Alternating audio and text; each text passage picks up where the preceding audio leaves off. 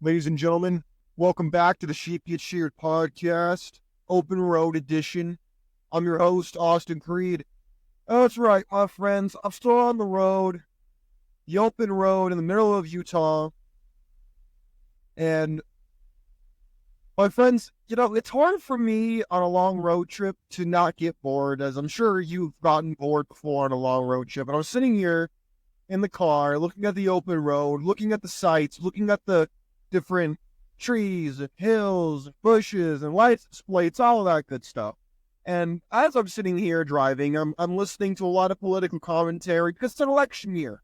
It's impossible to avoid this different political stuff in an election year, especially with the Olympics going on and the juggernaut of the DNC with all the entertainers and all of the big tech and all that other stuff. And so I thought to myself, how can we discuss this not as just more normies looking to complain about things we can't control, because that's a waste of time. Instead, I thought to myself, how can we put the good old biblical bachelor spin on this about thinking for ourselves, avoiding being exploited, and opening our minds? And I thought to myself, we need to discuss navigating through the political swamp. Because let's be real, the difference between the Democrats and Republicans in a lot of ways is very minimal. Now, I didn't say entirely but in general, you can divide most people today in politics to like three different categories.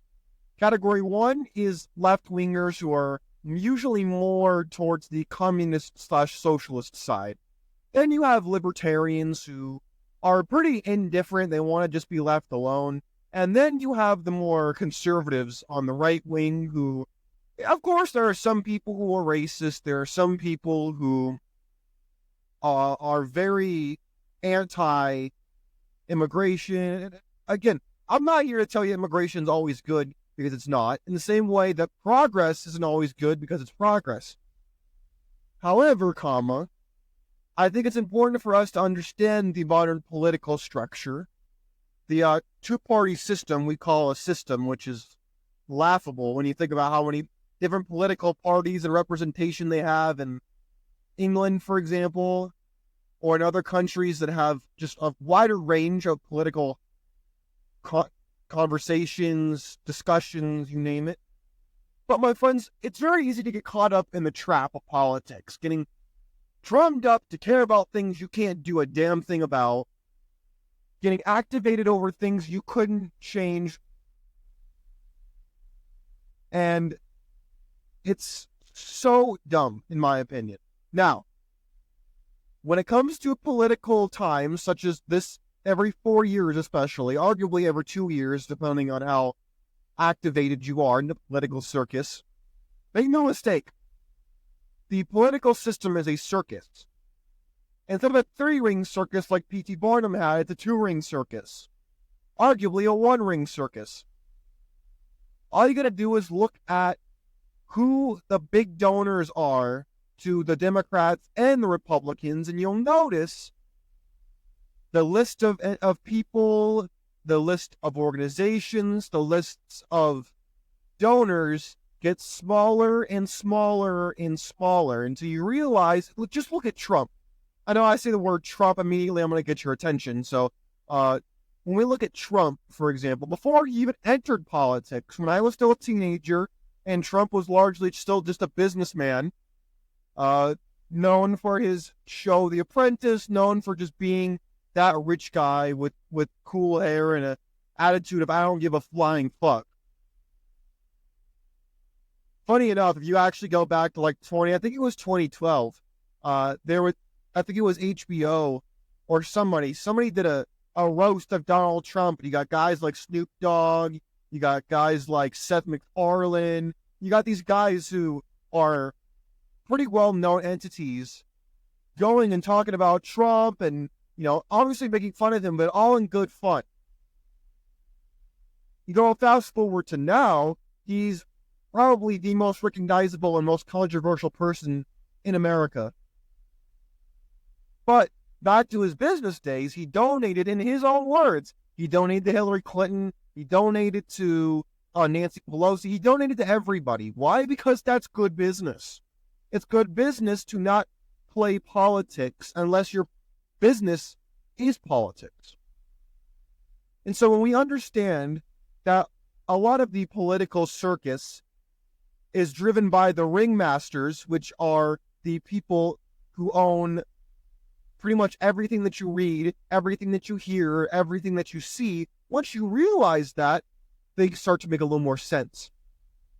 And you're less likely to get activated and more likely to get educated on how you're getting exploited and how they use both sides of the aisle, they being the billionaires, the guys who you never, some of whom you might know their names, others you don't know their names or you've forgotten them. And I'm not so much here to discuss their names as I'm here to discuss what it is that they want. And what they want to do is make more money. What they want to do is they want to expand their empires. And the best way to do that is to own both sides of the aisle. To donate to both sides so that no matter who wins, you still win. It's almost like the military-industrial complex, which Eisenhower warned about back in the 1950s when he was president after World War II. He talked about the military-industrial complex. I played that speech on the show, where he talked about how we must guard against the activation of the military-industrial complex because they have their business is war. And so when you look at when their business is war, they're going to want to drum up as much war as possible so that then they can stay in business. That makes sense. They're also going to try to get contracts from people in the government by putting key figures in key positions and so on and so forth. My friends, once you understand that the game is like the World Series back in, I think, the 1964, 1968, I don't remember the exact year. Maybe somebody who really is into sports more than me knows, but Arnold Rothstein fixed the World Series once. Nobody thought it could be done, but he did it. And so if the World Series could be fixed, do you want to sit there and tell me the political system or circus, which is a more accurate description, is any different? I don't think so. And this fits into our principles of the biblical bachelor lifestyle with understanding how you're being exploited by the wolves of Wall Street, by the coyotes and the corporations, and by the hyenas and the vultures in government. Once you understand these, you'll get less mad and more understanding of why things are the way they are, and you could see through it. And instead of seeing it how they want you to see it, which is at face value to get you to react emotionally, which is the worst way to respond. When someone's appealing to your emotions, they're trying to circumnavigate your logical faculties. And this, my friends, is how they get you to make very short-sighted, very stupid choices. All you have to do is look at the lack of logic in a lot of politics. And I'm more than happy to go into it. And I'll do it right now, in fact. I don't care if they cancel me for this, because all of this is true. Let's take, for example, the lie. Like, for example, how many times do you hear an ism or a phobia from especially the left wing in America? The right wing does it too, but especially the left wingers. They talk about, oh, they're Nazis, they're homophobic, Islamophobic, sexist, racist, all that, deplorables, you name it, all that type of stuff, right? Well, my friends, when you look at the insults that are often flung, like monkeys fling their feces at people, what you realize that a lot of the insults are actually just projection. Once you realize and you dig through and you think, okay, what are the policies that they're talking about? What is the legislation they're talking about? What is the actual policy being discussed here? Not, oh, he called him a racist. Oh, he must be evil. Oh, they must be bad. No, this is a diversion tactic, an attempt to manipulate you into not focusing upon what was said, but how what was said is supposed to make you feel, or how they interpreted what was said into how it makes you then feel. That is what the media does, in my estimation, because again, going back, the media is supposed to be the watchdog, the fourth branch of government. Instead, they've become largely lapdogs and a fifth column. The fifth column referring to the Mexican-American War, where the generals, I forget the name of the general. My memory is great, but I have lapses once in a while. I forget the name of the general, but he was standing outside the fort or outside the city with 4 garrisons ready to begin the siege of the city. And the general sat down, waited, and his officers came to him and they said, "Why are we not starting the attack? What are we waiting for?"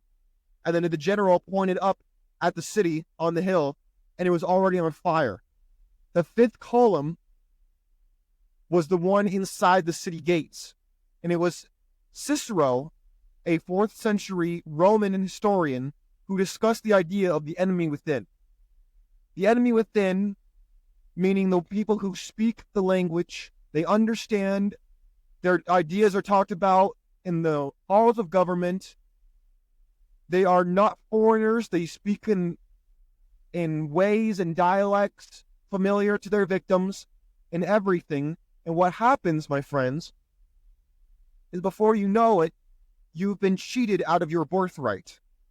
You no longer have what was given to you by your father or your grandfather, because instead of thinking through things logically, you reacted emotionally.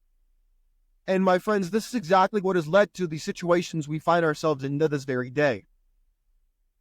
Also, throughout this show, I apologize if the audio sounds bad. I'm in the car right now. I'm going to try to tweak it to make it sound as good as possible.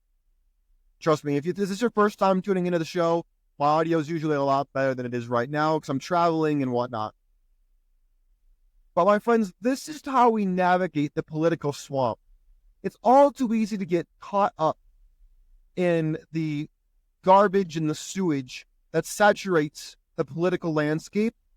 And instead of focusing on actual issues, we focus on what this person said, what this pundit implied, and it gets us in a downward swirl spiral that is only going to lead us to more rhetoric and not looking for real solutions. Ones that not only affect the nation, but ones that can help affect your life for the better. Because a lot of things don't always directly impact you, so therefore you are inclined to ignore it or push off as somebody else's problem. So my one piece of advice, my friends, would be not to dismiss what's happening in politics necessarily, but to understand it for what it is, which is an active attempt to get you activated so that the people who fund their campaigns, the people who own the corporations who are benefiting and benefactoring these individuals, these entities, and these organizations, that they are trying to make more money off of your back by using your emotions to get you to react.